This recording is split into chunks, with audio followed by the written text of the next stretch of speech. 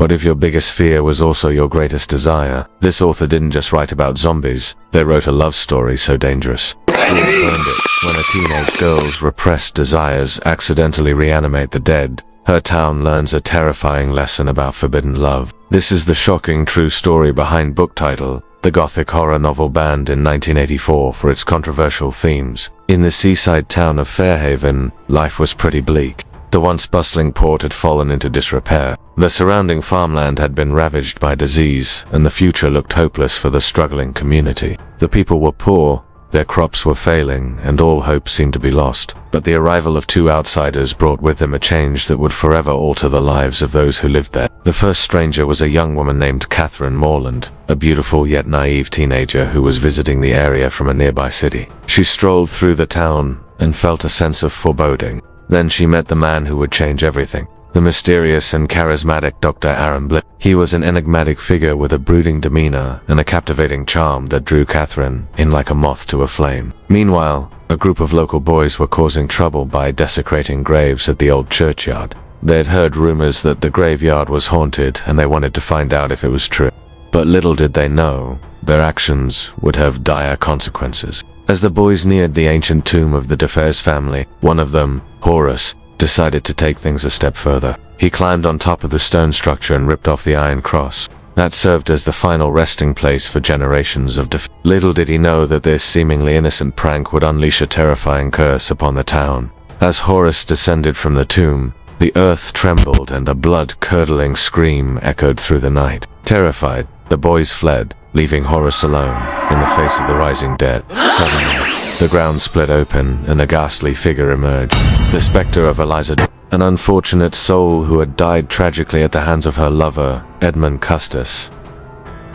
Many years ago, when the sun peeked over the horizon the next morning, Catherine and Dr. Blythe found themselves drawn to the churchyard, where they encountered the townspeople who were in a frenzy over the previous nightest events. To their horror, the remains of those buried in the churchyard had risen from their graves and were roaming the town, preying on the living. It was a nightmare straight out of a horror movie, but this was real, and it was happening right before their eyes. Among the dead was Horace, who now walked among them as an insatiable ghoul. The people of Fairhaven were in grave danger, and it was up to Catherine and Dr. Blythe to stop the undead menace before it claimed any more victims. As the body count rose, fear began to grip the town. The townspeople were desperate for a solution, but none could have predicted what came next. Catherine's father, who was a respected member of society, stepped forward with a chilling proposal. He suggested that his daughter should marry the enigmatic Dr. Blythe, and that their union would somehow put a stop to the horrifying outbreak. While this may sound like a bizarre and unsettling idea, it was within this terrifying context that the townspeople saw no other option. They were willing to overlook any reservations they had about Catherine and Dr. Blythe's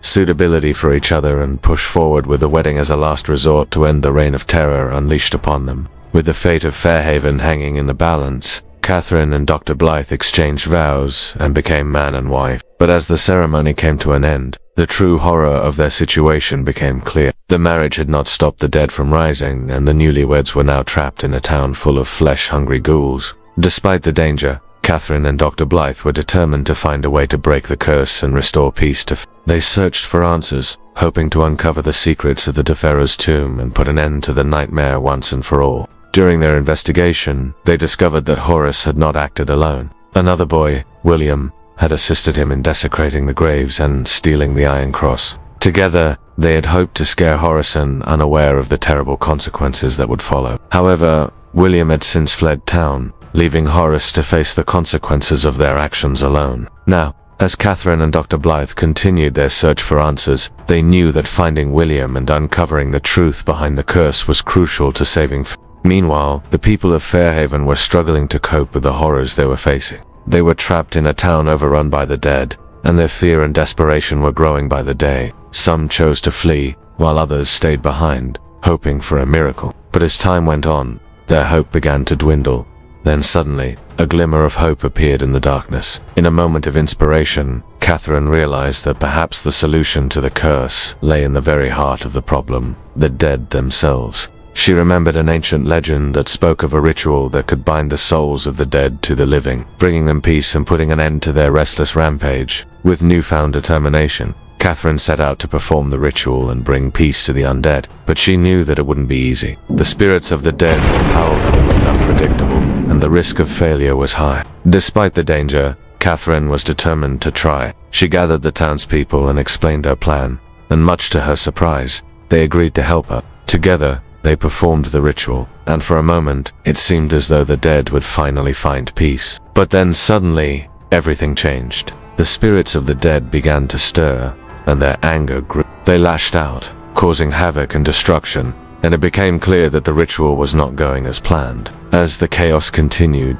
Catherine and Dr. Blythe realized that they needed to find a way to control the spirits if they were to save Fairhaven. But how could they possibly hope to do that?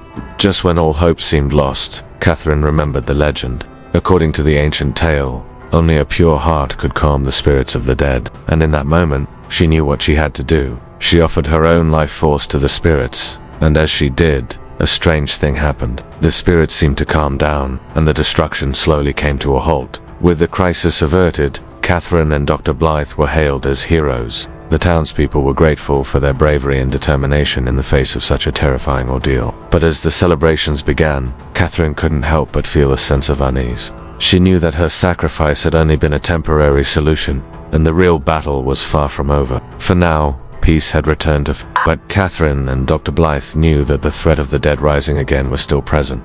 They had to find a way to break the curse once and for all, and soon. As the days turned into weeks, Catherine and Dr. Blythe delved deeper into the mystery of the Defara's tomb. They uncovered secrets that had been buried for centuries, and they learned that the curse that had befallen Fairhaven was only the beginning of a much larger evil.